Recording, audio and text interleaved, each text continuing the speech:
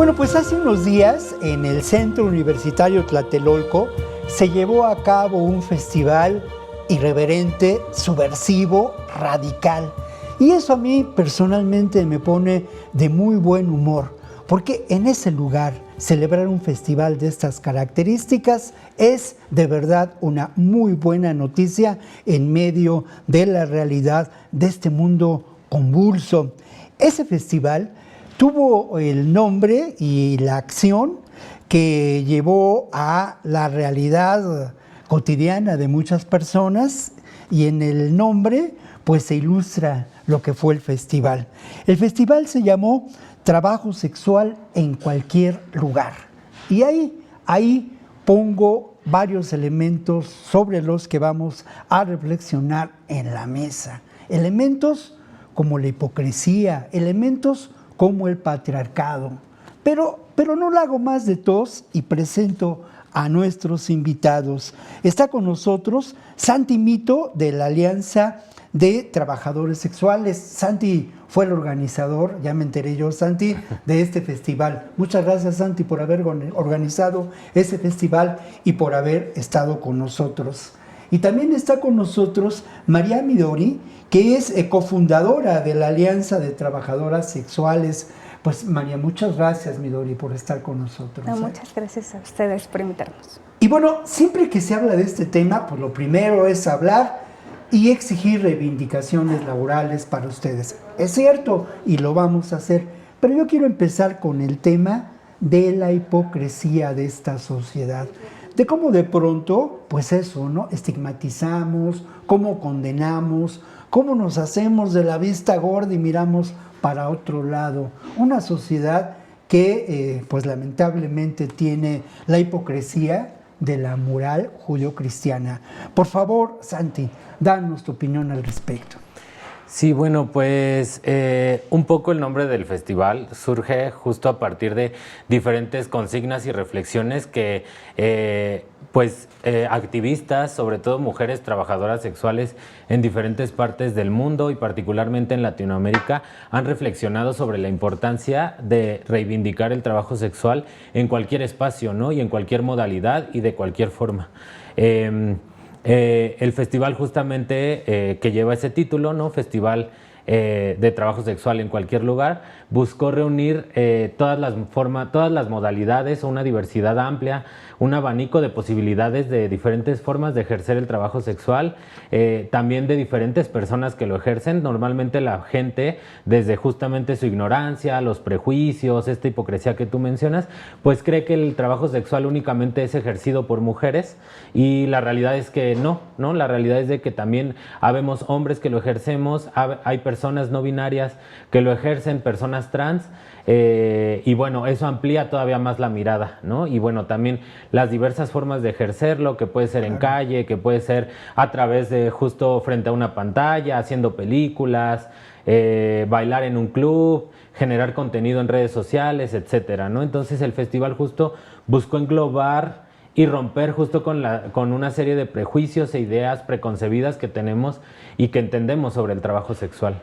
Eso es muy importante, romper. Insistió yo en esto, ¿no? En la categoría de la subversión. Por favor, María Midori, este tema de la hipocresía, ¿cómo alejarnos de esa hipocresía y cómo reconocer esta realidad que además está ahí evidentemente? Y el desconocer esa realidad lleva a realidades, a temas muy oscuros como la trata de personas, por ejemplo, ¿no? ¿Cómo alejarnos de la hipocresía? Pues un poco siguiendo también la línea que estaba mencionando Santi y remitiéndome de nuevo al título del festival como Trabajo Sexual en Cualquier Lugar, está esta cuestión que mencionaba Santi de diferentes dinámicas de trabajo sexual que también están ejercidas por un abanico amplio de personas que lo ejercemos, que siempre está el cliché de que es una mujer en su edad media, con una capacidad de ahorro, cuando incluso, como lo dijo Santi, hay mujeres trans, hombres trans, personas no binarias o mujeres de la tercera edad que lo ejercen, ¿no? Y en ese sentido también creo que cuando hablamos o apelamos a una frase como trabajo sexual en cualquier lugar, también nos remitimos a la idea de que justo las personas que lo ejercemos estamos en un montón de contextos distintos, ¿no? Bueno, hay abuelas, hay madres, hay tías, hay estudiantes, universitarios, Sí. Y creo que apelando a esa idea de nuevo, es como los trabajadores sexuales, las trabajadoras sexuales y las trabajadoras sexuales estamos en todos lados, aunque estemos justo precisamente protegiéndonos de esta serie de estigmas y de las consecuencias de ese estigma, estamos haciendo este trabajo muchas veces de manera oculta, ¿no? Entonces, por ahí estamos en todos lados, pero no somos tan visibles, ¿no? Y creo que también la intención del festival era hacer visible ese asunto de que estamos en todos lados, de que las personas que ejercemos el trabajo sexual no somos algo así como extraterrestres o personas remitidas a un solo espacio, ¿no? Estamos en todos lados.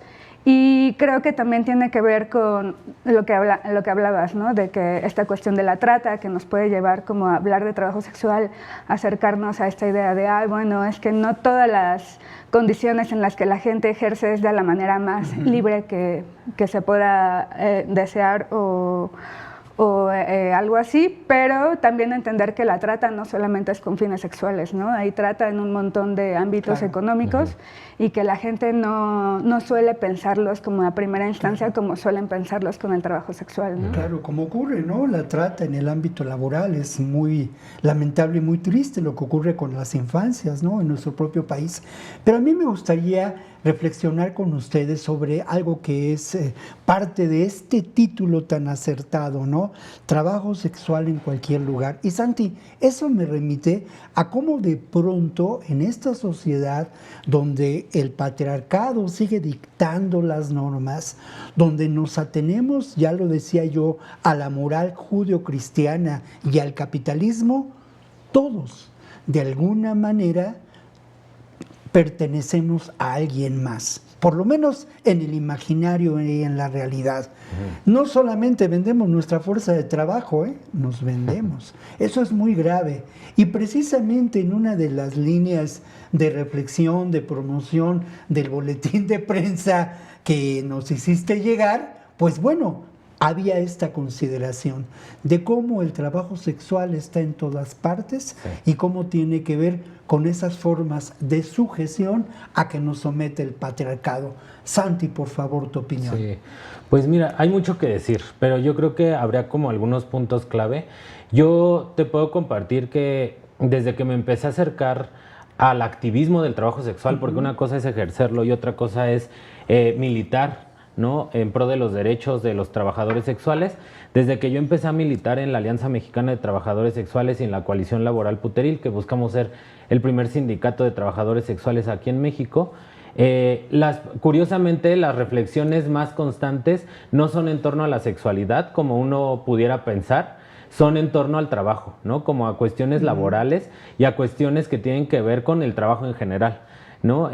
Una reflexión que a mí se me quedó muchísimo es de que pues en realidad todo mundo, hablando justo como de explotación laboral, todo mundo estamos siendo explotados de alguna forma, ¿no? Claro.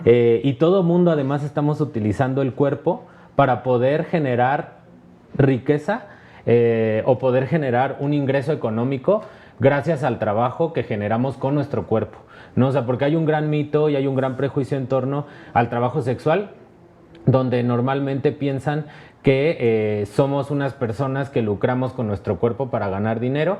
Y pues la pregunta que yo le hago a todo el mundo es, bueno, ¿quién no en este sistema capitalista, como bien mencionas, no utiliza su cuerpo de alguna forma para poder generar dinero, ¿no? Entonces, bueno, eso por un lado.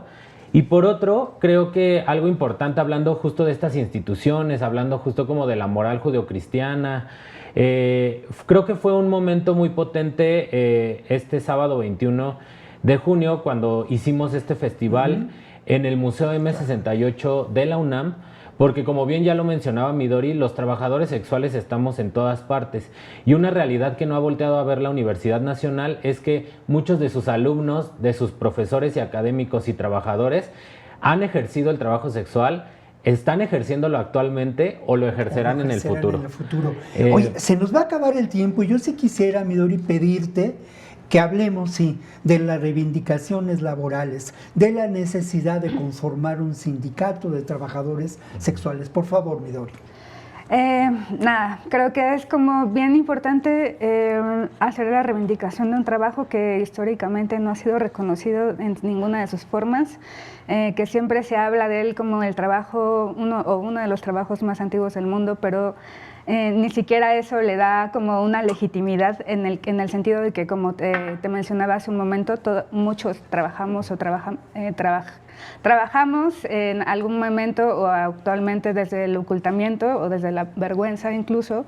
A mí me parece que a mí me gustaría incluso ir más lejos y como que también la lucha de las personas que ejercemos el trabajo sexual por el reconocimiento de derechos inspirara incluso a grupos de trabajadores en general, ¿no? Hablando en un contexto de la periferia global, como lo puede ser México, en el que el trabajo incluso trabajos que son reconocidos no gozan de todos esos derechos, ¿no? Entonces, creo que justo hay muchos trabajos que se ejercen desde la informalidad, que también requieren una protección de derechos y demás. Entonces, a mí me gustaría que esta lucha que muchas veces a mucha gente le suena impensable, ¿no? Como de, ¿quieres que reconozcan ese trabajo? Y que te ven así como si estuvieras diciendo una locura y pensarlo como desde, no es una locura, ¿no? Todos necesitamos esa protección de derechos, incluso a la gente que su trabajo es reconocido y no se le está cubriendo, ¿no? No hay una protección del Estado plena en respecto a la gente que trabaja en general, ¿no? Entonces, creo que por ahí a mí me parecería muy importante en ese sentido, ¿no? De que incluso desde un lugar que suena muy imposible, como lo puede sonar el reivindicar el trabajo sexual, pues pueda ser como un momento de inspiración para otros gremios de trabajadores también, ¿no? Y bueno, ¿por qué no? Hay que apostar a lo imposible y a mí me parece que lo imposible está ligado con la reivindicación de los derechos laborales, porque esos derechos laborales sin duda no solamente les darán a ustedes mejores condiciones de trabajo, sino preservarán su seguridad y alejarán este terrible fantasma, negro fantasma que siempre está presente en esta realidad de lo que podemos considerar el trabajo sexual, que es la trata de personas. Pues yo de verdad les quiero agradecer mucho que nos hayan acompañado y les quiero agradecer mucho también su trabajo político, decididamente político, en favor de un sector social que en ocasiones miramos con disimulo y no reconocemos su presencia. Muchas gracias por estar con nosotros y bueno, pues acá estamos para lo que se ofrezca, colegas, de verdad. Muchas gracias. Muchas gracias a ti por el espacio. Y bueno, pues ahora hacemos un corte y continuamos aquí en A Fondo.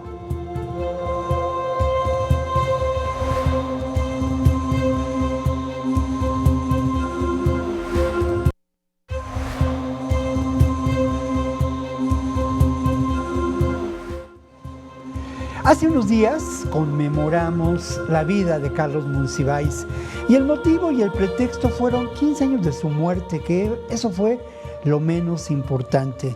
Y conmemoramos su vida recordando su pensamiento, recordando sus luchas, recordando su ciudad y recordando aquellos que fueron sus amigos cercanos, entrañables, recordando esa amistad. Y hoy me siento muy contento, muy agradecido a la vida, porque la vida recientemente, no hace mucho, me mandó 2 carnales, que son 1 y que son 2. Y esos 2 carnales, pues que son siameses company, fueron también muy amigos de Carlos Monsiváis, muy cercanos del maestro Carlos Monsiváis. Yo quiero agradecer mucho que estén con nosotros Marisa Lara y Arturo Guerrero, siameses company, que además pues presentan en el Museo del Estanquillo, donde se llevó a cabo esta celebración, una muestra que es ¿cómo decirlo? Pues el presente y el futuro de su obra como artistas plásticos, con más de 300 obras reunidas en bipolaridad visual. Así es, ¿no? Bienvenidos Marisa, bienvenidos Arturo, y lo primero es una postal de Monsi, Marisa, una postal de Monsi. Gracias, Víctor, muchas gracias. Nos sentimos muy contentos de estar en tu programa. De Monsi se dicen muchas cosas, de Monsi hay análisis certeros, maravillosos, de antropología social, políticos, ideológicos. Quizá a nosotros nos toca una parte muy vívida, que es el Monsi lúdico, juguetón, el que nos acompañaba a espacios insólitos, como cuando fuimos a tener una cita con el pasado. ¿Y por qué con el pasado? Porque fuimos a encontrarnos nada menos ni nada más que con Pedro Infante y su chorreada. Esto sucedió hace algunos años, pero es un poco contarles que solíamos ir juntos a lugares un poco subterráneos, poco comunes, pero muy divertidos. Aquí quiero decir yo justamente que Monsi conocía el valor del juego en el sentido lúdico, en el sentido del sarcasmo y del autosarcasmo, naturalmente, de la ironía sutil, inteligente. Él no era precisamente una gente que estuviera todo el día sonriendo, era un poco adusto, ¿no? Pero cuando sonreía, tú no podías ser indiferente a esa risa inteligente, certera, puntual, que te envolvía. Y así nos sucedió, y les digo rapidísimo en una postal justamente monsivadiana o monsivaiciana, ¿no?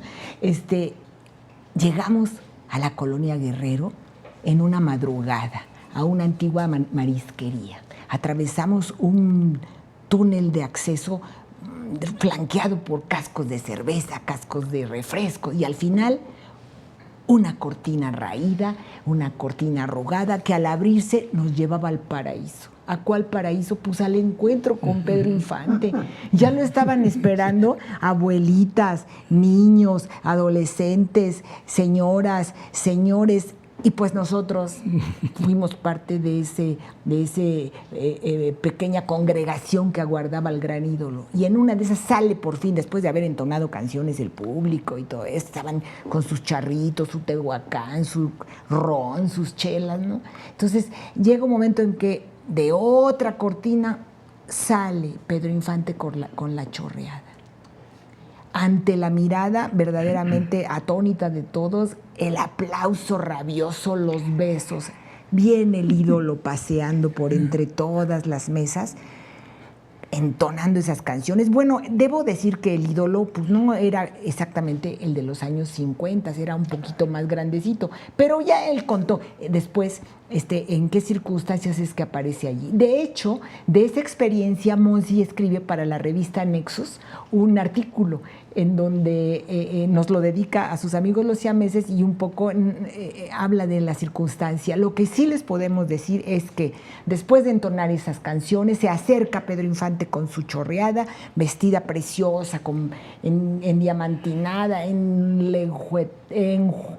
lentejueleada, toda con brillos, y entonces Monsi empieza a entonar Amorcito Corazón con el Pedro Infante con su bigote perfecto, su sonrisa bonita, varonil, y Monsi, que tenía una voz tan entonada, engolada, así empieza a cantar el Amorcito Corazón, y nosotros verdaderamente pensando que éramos privilegiados de ver revivivo a Pedro Infante y de estar con Monsiváis en esa experiencia. Salimos al final de todo eso muy emocionados. Decíamos nosotros que de siameses nos habíamos vuelto trillizos, y ya en la banqueta nos volteamos a ver.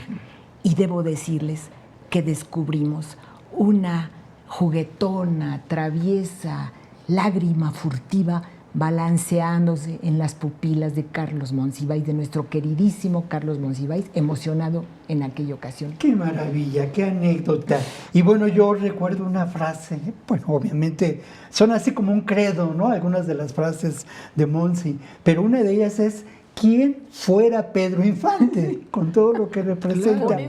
Claro, Arturo, pues las luchas de Monsi, esas luchas por las causas justas, algunas de esas causas perdidas, muchas de ellas causas sociales, pero hay una lucha que tiene que ver con la mirada, con esa mirada que de alguna manera es reveladora en las artes plásticas, en la música popular, en la literatura. Los ensayos literarios de Monsi son una gran lección.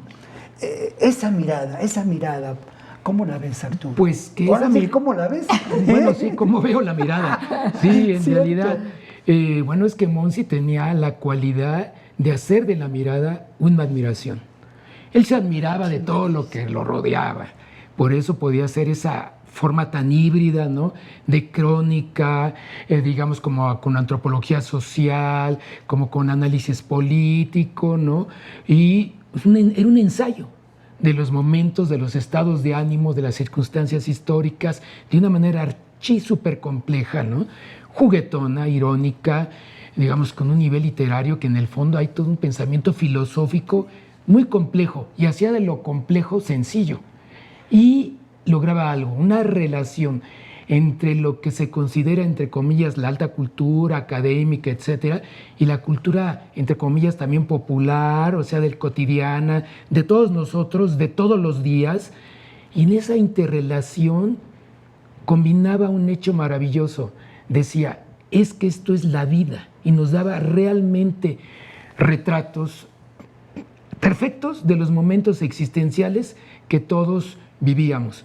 Entonces, es un pensamiento complejo analizando la vida real, ¿no? Y por eso es su aporte cultural, que es un aporte también desde el punto de vista ético, no de la moralina ni nada, sino quiere decir de apoyar las causas de los más necesitados, pero también las causas que hablan del racionalismo, de que el ser humano tiene que humanizar su vida cotidiana a través de la cultura, ¿no? Porque él es, antes que nada, un pensador también sobre la cultura. Unos lo ubican como un pensador político, sociológico, pero nosotros lo vemos como un pensador de la cultura. De hecho, una de sus grandes luchas era asistir a la lucha libre, cosa que hacía con nosotros. Llevábamos a Monsi, mira, teníamos un carro archidestartalado, ¿verdad? Como artistas que somos en ese momento, nada de lujos, y le decíamos, oye, Monsi, hay tal lugar, tal arena por Iztapalapa, está padrísima, vamos. Y íbamos y nos encontramos así, digamos, pasamos a ese lugar ya, digamos, legendario, San Simón, ¿no? Y de ahí nos íbamos a esas zonas de Iztapalapa y veíamos, oye, ¿dónde está la arena? ¿Dónde apareció, verdad? No, era un portón todo destartalado, despintado, y muchos autos afuera. ¿Y qué sucedía? Pues curiosamente ahí era la arena, porque entre semana un taller mecánico y los fines de semana una arena de lucha libre. ¿Y dónde están los boletos? ¿Dónde los compramos? Ah, mira, hay una mesita, una viejecita nos dijo de manera completamente amable, ahí están estos boletos, mira, están pintaditos de rojo. ¿Y de cuáles tiene, señora? Le dijimos a la persona muy mayor. Pues miren, tengo de dos, unos de adelante y otros de hasta atrás. Entonces dijimos, oye, pues claro, serán los de adelante, más bien frente al ring. Y total, sí, vimos toda la lucha frente al ring de una manera maravillosa. Él, que vendía las palomitas, era a la vez el luchador mecánico entre semana, era el mecánico triturador, así le gritaban. Entonces, no, era fantástico. Su esposa vendía las máscaras. Y bueno, ¿eso qué era? Un espectáculo donde todos gritábamos como un coro griego, ¿no? Tal luchador, tal rudo, tal, cada quien tenía los suyos. Monsi y los siameses optamos por uno que se llamaba el Cebollón. Y el Cebollón, pues era bueno para todo, era referee, era luchador, era de todo. Pero finalmente era como que el que tenía una especie de carisma enorme, era como técnico y rudo. Y entonces sí, Monsi y nosotros era lo mismo. Bueno, fue una fantasía maravillosa, increíble. Monsi le gustaba la fantasía mucho. También la fantasía. De verdad que ha sido muy grato para mí que estén con nosotros y que este programa lo dediquemos a el recuerdo y al pensamiento de Carlos Monsiváis, que tiene una enorme vigencia. Muchas gracias de verdad, carnales, por estar con nosotros. Sí. Víctor, una cosa, los invitamos a la exposición. Claro. La exposición en el estanquillo.